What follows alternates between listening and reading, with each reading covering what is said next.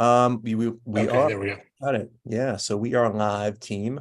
And so for tonight's mission moment, I am going to be borrowing from Thursday's SLC meeting and sharing out a bit about our college signing day, which happened just over a week ago at our high school.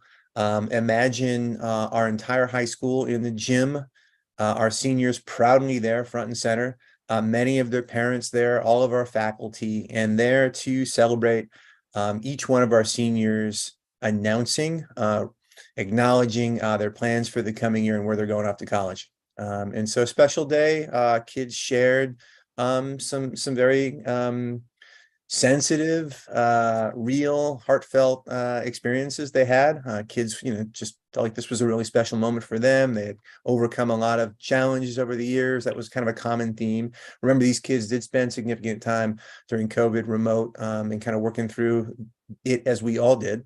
A lot of gratitude shared with our staff and with their families. Pictured here is Aisha and her sister and her mother. Aisha's going to Barry University in Miami next year. So we're proud of her along with all of our seniors. But yeah, it was just a really, really terrific moment for our school and has become a ritual at our school. And so we're proud. In That's addition to that, Barry's one of the top schools in the state of Florida, bro. yeah, in Miami. Yeah, Andrea, our middle school principal, is like, oh, Barry, that's terrific. Andrea is also from Miami and is a Heat Yeah, fan, unfortunately. yeah. But Great that's another school. story. Great school, man. Yeah. So we're proud of our kids and what they continue to do. I want to share out also a bit of data on our kids and the past few years. We've graduated 3 classes, as you all know, starting in 2020, 2021, and 2022. So I've got some data here looking at who they are. And I'm pleased to just sort of say that just under 70% of our graduates are first generation college students, which is a really big deal.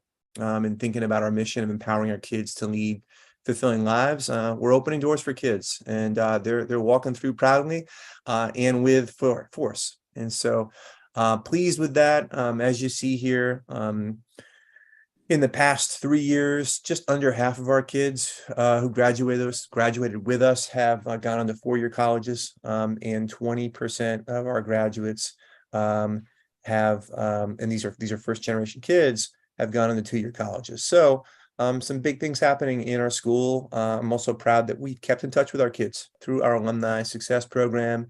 Nasiba's done tremendous work in supporting kids so that they're not just matriculating, but persisting and working their way through what is a very real and new experience for them and their families. So we are proud of that, and you all should be too, of the work that you bring to our school often. So that's our mission moment tonight. Thanks for sharing that. Excellent. Yeah. Yeah, thank you. 69%. That's a shockingly large number. It's great. Yeah. It was also, I mean, there were a number of kids who got up on stage in front of a large audience, were real and said, look, my parents didn't go to college, and in some cases, my parents didn't graduate from high school. And so that's real strides, and takes a lot that, a lot of folks maybe take for granted, but it's not easy. Yeah. Well, congrats. That's fantastic. Okay, we'll keep rolling. Okay, so I think Marion is here. Hey, Marion, welcome to the team here tonight, Tuesday night. Hi. Just finished our mission moment and are moving now to some strategic planning work today. I've changed up the agenda, by the way. We're going to go into executive session at 7:30 to talk a bit about some sort of shifts org-wise that I think are important to discuss tonight. But before that, want to talk a bit about renewal, revision, and action planning off of that. And so this also came from the SLC call on Thursday, where I did share this out. Melissa and I did with Jeanette and Josh Phillips. So give me one moment and let me get there. And I'll share my screen once again. So what I want to do is I want to share out with you some thinking that my team and I have had over the past couple of weeks, as we've kind of gained information from the Board of Regents and our authorizer about renewal, some feedback based on that renewal report, and some of the ways in which we're going to respond to that report and those findings moving forward. Some of these things we had planned to do anyway, but it's nice to get some feedback and perhaps narrow our focus or get a sense of exactly what our authorizer sees so that we can tackle it head on. Before kind of going there, and so the idea is I'd love for you all to just check our thinking here and making sure that we're kind of like clear and strategic in what we're focusing on as we move into the next phase of our school term.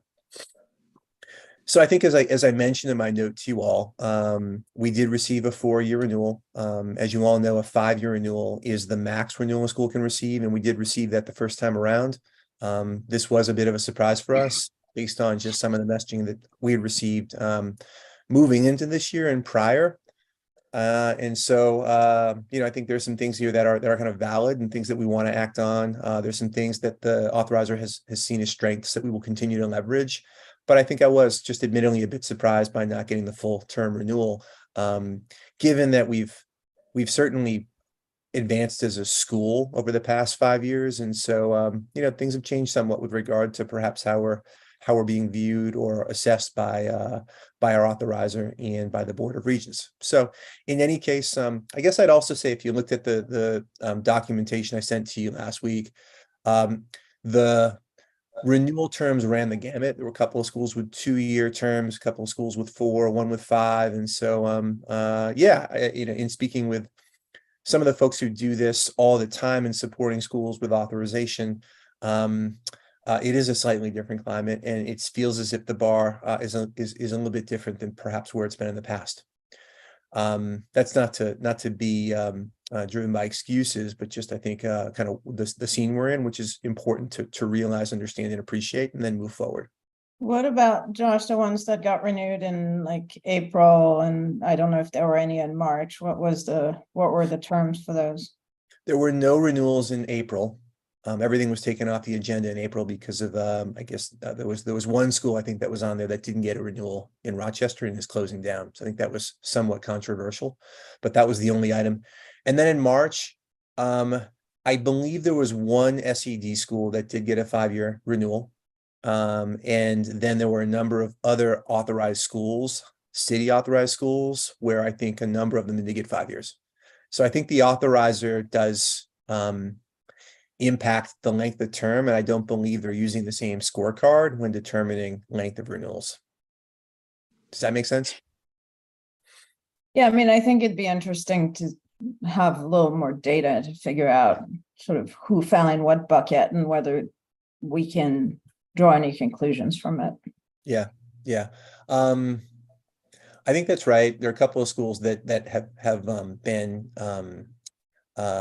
provided to me that is kind of worth it by others who again do this for a living, and said, hey, you should just sort of see what's in this report to see and get a sense as to how it compares or contrasts with what was given in your report. And so that's some work that can happen offline, and will when we've got a little more time to kind of dig in and reflect.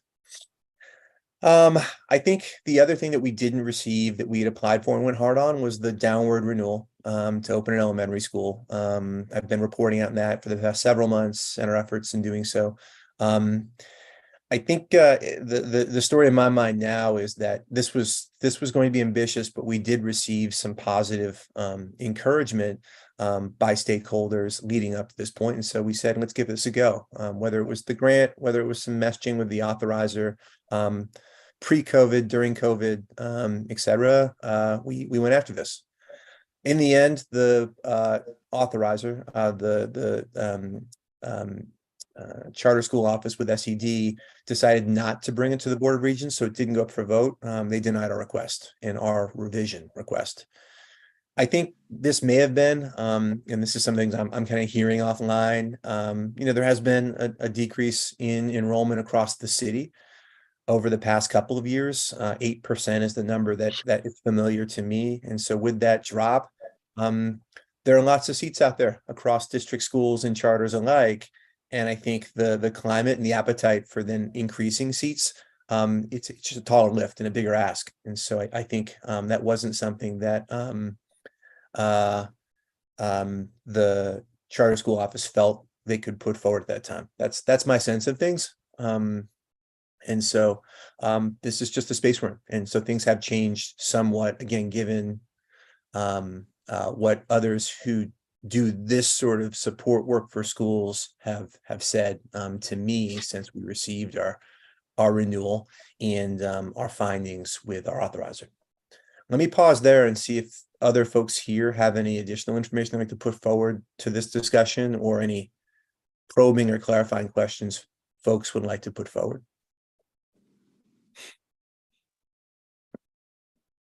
I just think it's a longer project and discussion to figure out what we need to do better next time around, and sort of, the climate we're never going to control. So we need to focus on the stuff we actually have some control over. Yeah. Agreed. We're going to get into that both now and over the course of this meeting tonight, and then moving forward beyond that. But agreed. So I think with that, we take the feedback we received, and I think we work toward being an exceptional school in the eyes of our authorizer based on the feedback they gave us. And so what I've done alongside my team is we've identified the benchmarks. As you may know, there are 10 benchmarks overall that SED uses in assessing schools. What you see on the screen now are the 4 in which we did not receive the highest rating, which is meets. And I've identified actions based on the direct feedback and report narrative that I think gets us from the rating that we were given this term to meets. Within this document, there is a link that goes directly to the report that the charter school office put forward to the Board of Regents. It's a public document, it's here. And so you can see that and look across this summary table and get a sense of the different buckets of the authorizer's performance framework, which covers educational success, organizational soundness, and finally, faithfulness to the charter law. And then the descriptions of those benchmarks are here. And then finally, kind of what the level was for our 5th year visit and the findings there.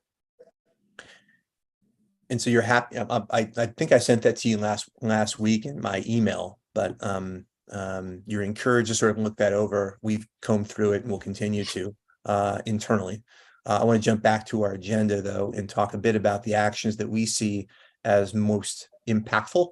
And again, getting meets across the board, which in my mind would ensure without question a 5-year renewal next time around instead of a 4-year renewal.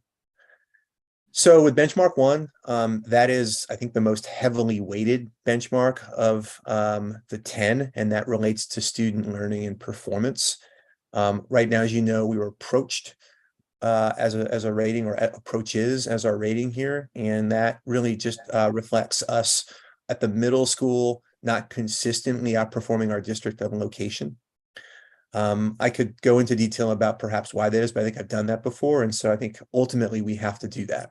And so I see the best way of us outperforming the district of location on average through growth measures and ensuring that we have unwavering growth in math and ELA as demonstrated on the state exams from one year to the next moving forward. And so that to me is the best path and aligns with our mission for getting there.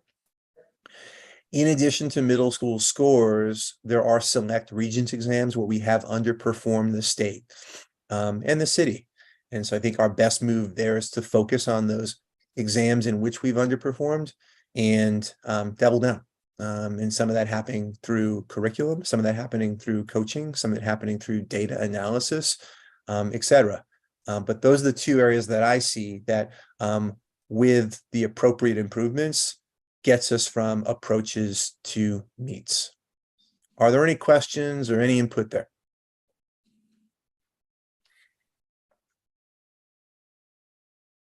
So that's benchmark 1. And again, that's the most heavily weighted benchmark of the 10. And I'll go into detail about that momentarily with a visual.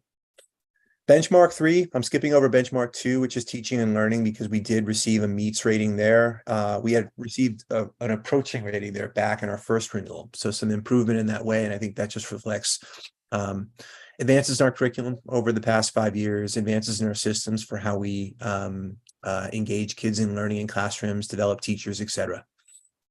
So benchmark 3 was the one that stung the most, and that I contested, frankly. I didn't feel like we were justified in receiving a far below rating here. And we formally contested that through a number of means. And I think I've spoken with committees about exactly what we did there. And ultimately, we weren't successful in getting a change there.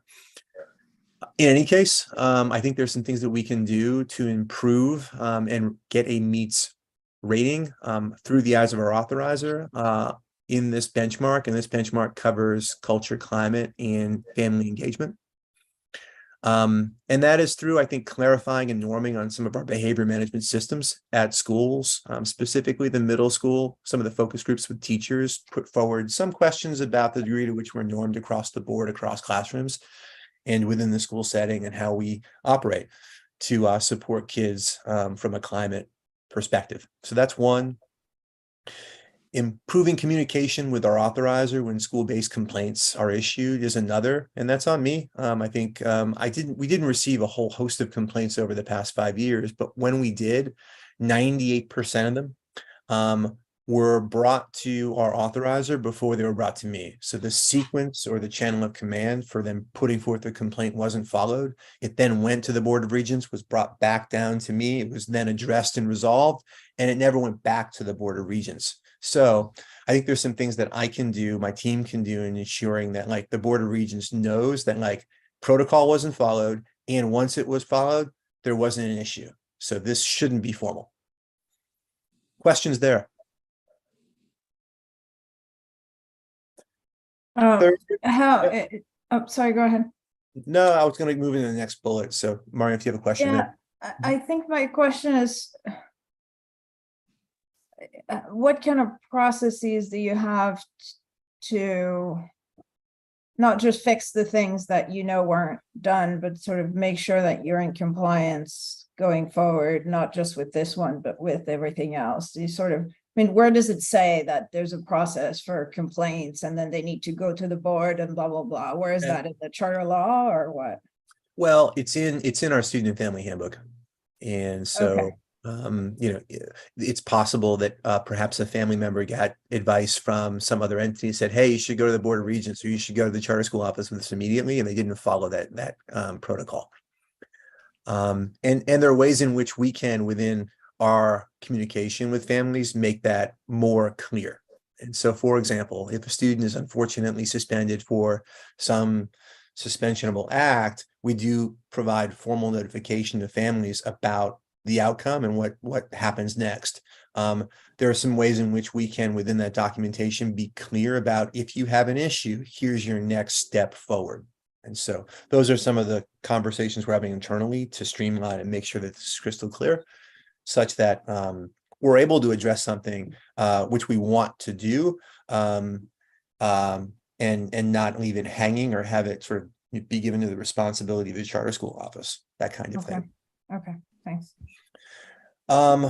We as A lot of times they'll send an email to me, Mhm. Josh, copy somebody in Albany, and Josh jumps on it and says, hey, let's go through the protocol. And then, it's some sort of administrator of the school or teacher at the school that resolves it. I don't think I've ever seen a bounce back once it's been resolved at the school level, No. but they do tend to copy all when some of the parents, when they do this. And, and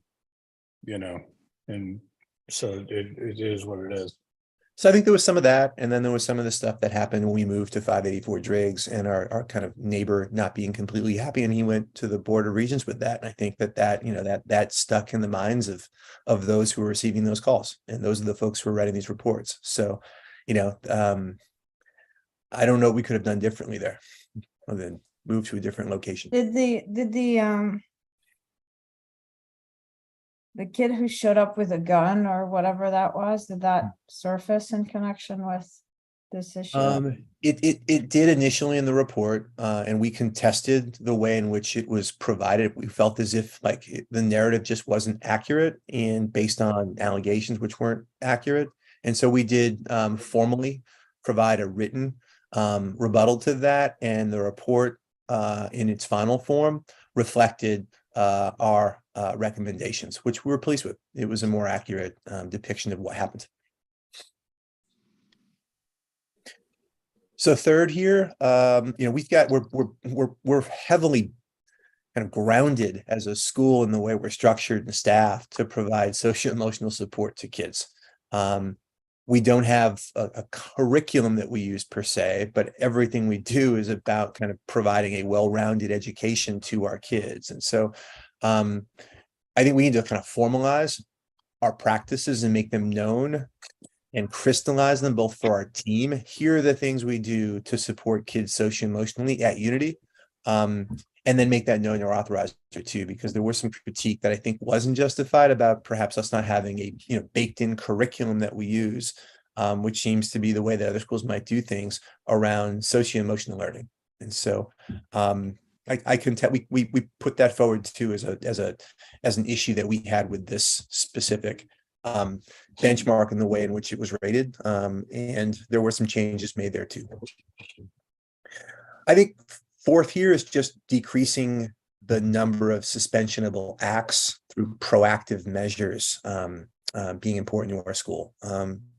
As noted in the report, we had a suspension rate last year about 10%. I wouldn't contest, I wouldn't go back and make any changes to the decisions we made once things happened. I think we followed our handbook and made decisions that were sound. It's just we had an altercation happen outside our building after school, and therefore had to act because it impacts our community. Things like that happening, and so we got to think differently about the way in which we're at the proactive side of things, teaching into kids making better decisions, working through conflict in healthy ways, that kind of thing. This past year, we did pilot a peer mediation program at both sites. They're strong as first-year programs. We'll continue with those, but I don't think that they're the only thing that we should or can do. So there's more to discuss here, and that we need to engage in. So that's benchmark 3. And so I move on to benchmark 9 and 10, which are a bit more kind of operational or administrative in nature. Both of these ratings were approaches. And so with benchmark 9, which really looks at enrollment and retention and recruitment, technically, based on our max enrollment of 655, we're under enrolled. We're at about 82% of our threshold. And if you're below 85, you get dinged for being under enrolled. You all know the story there. We tried to decrease our max enrollment last year, and we're not successful in doing that for reasons I'm not completely understanding of, but we will make that attempt this coming year, and we'll do so over the long term to make sure that it does go through, so that it reflects our spacing constraints at our high school. We can't create additional classrooms at our high school. We are maxed out, and therefore we will not reach a 655 mark, or perhaps that 85% of 65 mark. So that's one. And then the other would be just ensuring a strong middle school enrollment. And so I'll talk a bit more about where we are now with enrollment moving into the coming year, but 270 kids is a really strong number for us, and that's what we're aiming for. And so those two things, I think, get us to meets under benchmark 9. With benchmark 10, I think there are two things. This kind of gets at some of like the sort of regs and compliance aspect of things. And so we've had teachers who are not certified. We're kind of beyond the limit of number of teachers who can be at our school and not certified before you then get sort of a flagging of sorts. It's been a rough couple of years in terms of teacher shortages and things, and we've always hired the best people we could and can for our kids, and not necessarily those folks who are just certified. And so perhaps this is a penalty there. I do, however, think we have to take a harder line on certification. We encourage it strongly in our contracts when people sign on, but we don't require it. I think a move to requiring it within 2 years would probably change this up. There may be a side effect of perhaps having some good people for whatever reason not continue at the school, but I think given this is just a move we have to make. So that's one. Do we pay to help that process out?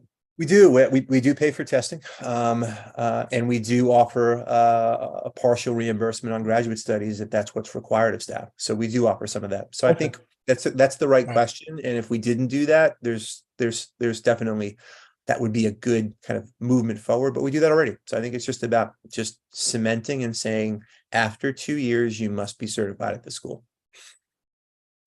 All right. So that's ample time, and we can make exceptions. But I think right now we're not putting forth our hard line, and consequence of that is something like this, which might prevent us from a full renewal versus a 4-year renewal. And then finally, I think there over COVID and then beyond that, I think there's just a need to manage up a little bit and improve and strengthen our consistent communication with our authorizer so that we're in the know in a timely fashion when something's expected of us, and not too late. Anything that comes our way, we certainly deliver on, but I think there were some cases in which the communication perhaps wasn't as clear. We weren't aware of perhaps a report being due at a certain date, or perhaps a deadline not being established. And then hearing later on that, hey, you should have had this in. And so that happened on 1 or 2 occasions with us over the past couple of years, and that was noted. So I am now noting the way in which this sort of works here and what we have to do differently, such that we're not put in a position of not being in the know with a deadline or something coming up, and then not being able to respond to it. So again, improving our communication with our authorizer, I think would alleviate or reduce instances where we're vulnerable to perhaps not acting on something that we should. Collectively, these are the things that I think would, in the most seamless fashion, get us to meets across the board. This also assumes that we're maintaining meets in other areas, in other benchmarks of the school. And so we're holding tight on the things that we did receive a top rating on, while also improving in these areas. So this is a preliminary sort of like sense of here's where we've got to go. Obviously, it requires some strategic planning within each bullet, some of them bigger than others, but that's where we are. Let me pause there and see if there are questions, ideas, considerations coming from the board in response to this.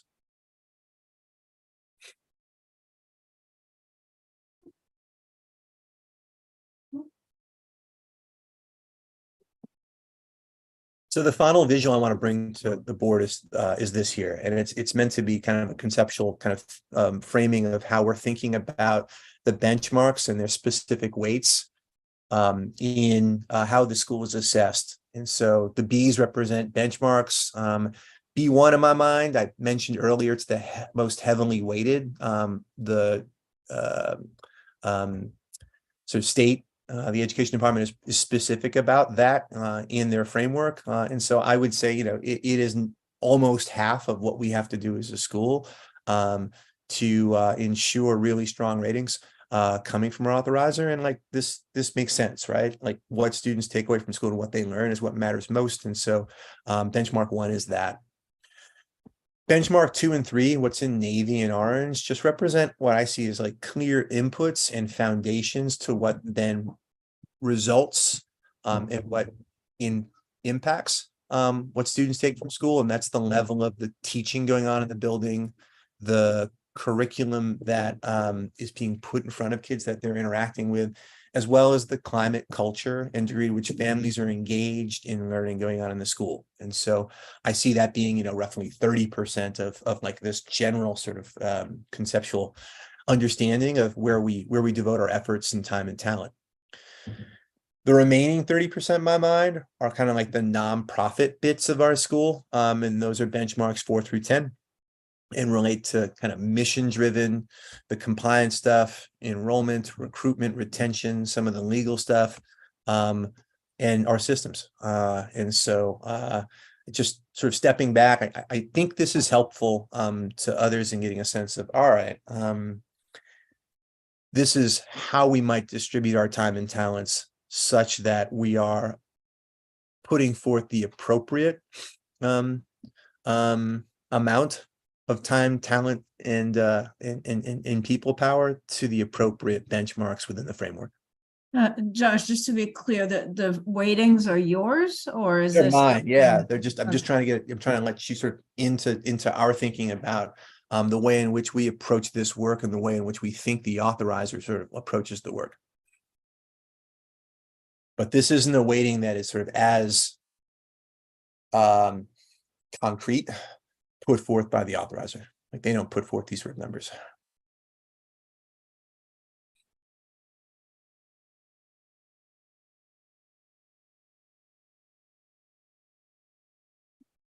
Sorry, Jim, you're muted. Sorry. Yeah, the authorizers are working from hundreds of miles away. They can't do a deep dive. I mean, they do send good people here to do the interviews and all that sort of stuff. But I got to imagine, you don't have much time in one of these meetings, and a bunch of schools on the list. It's going to come down to, are they, are the kids performing in class with respect to the standardized exams and the graduation, et cetera, and are they over enrolled or under enrolled? Those are the things I can look at if I'm, 100 miles away trying to make a decision. Yeah. The other stuff is really, really hard to get your head around, putting myself in their shoes. So tell me if I'm wrong, but that's, I think, where that's the low hanging fruit in terms of where the focus should be. Get the enrollment up and get the grades up, because you can't deny that, that's just, it's there for everybody to see. It's data you can point to. The other stuff about, like, I remember there's an issue around, do the parents feel like they're involved and whatnot? And this fuzzy stuff is really hard, and it's hard to get better at, and it's hard to prove that you're better at it. Those two things, if I'm an authorizer, is where I would focus. I mean, I know you've got to focus on the whole thing. But yeah, I think in our case, I this, think what you're describing there is appropriate for our school in 2023, given where we are and where we've sort of done relatively well, and where we can perhaps most impactfully sort of improve. And so, among charters, the issue that typically hinders them most, which then prevents them from a full renewal or from continuing, is financial, which is then a result of enrollment in many ways, or fiscal mismanagement. We've got really good systems intact so that mismanagement doesn't happen, and the right talent people in place to make sure that it doesn't happen. And then with regard to enrollment, yes, and right now I do think that we just have a number. We have a max number that isn't appropriate. We have to get that changed. And I think that solves itself. And then we have to continue in a very competitive environment, attracting families to our school and then in serving them well. Yeah, I mean, put it another way, right? If you show up in 4 years and you're outperforming the district and the state, right? Like your comps, you're keeping kids safe and you're educating enough of them, they can't really deny you anything, right? And I think right. it's sort of, and it's not easy to accomplish, but I think they would have a hard time making a case that you deserve less than a full renewal if you do all these things. Agreed. Melissa, would you add anything? I know that I've been doing most of the talking, but I know you've got a whole lot of kind of thoughts and ideas around this too. Yeah, I mean, I think that this presents a pretty comprehensive picture, but I think that it's good feedback. So there's areas that we know we have to grow. And I think Marianne's right in that if we're doing all of these things, then it will be recognized. I think that contextually, it's hard work too. We've got a lot of hard work ahead of us. It's a tough time to be doing this work. Yeah, so that's like, it's a good point of time to reflect where we're thinking forward. Yeah, sorry, I didn't mean to detract from the fact that we all recognize it's hard work. Yeah. Oh, no, of course we know it's hard work, but I'm saying that this is helping us to frame the work in a way that I think is healthy right now.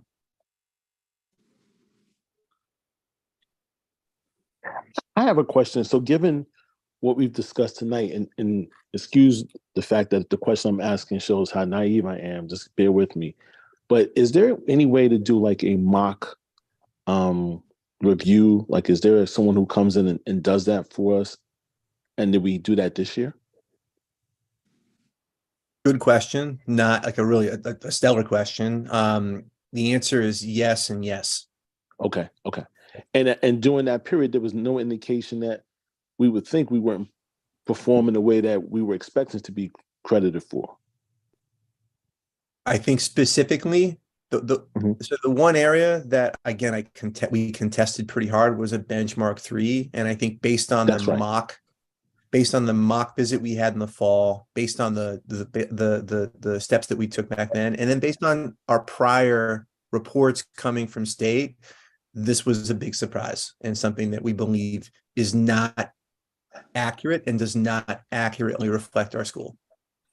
Now, there's ways in which we can improve in this area, certainly, but the rating we received does not align with prior feedback or present standing at the school in my mind.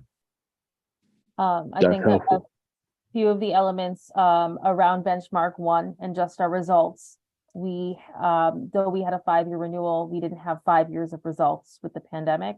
So we knew what we were going in with, and wondered how that would be weighted given the other the gaps due to the pandemic. That one was clear.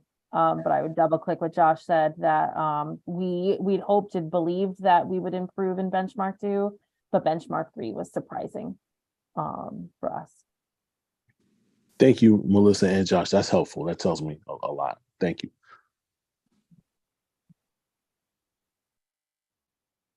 So I think with that was a good deep dive. I want to move in, Jim, if it makes sense to you, we can move into executive session. I'll Yeah. share a couple of Let's other do that. Can we stop recording? Yeah.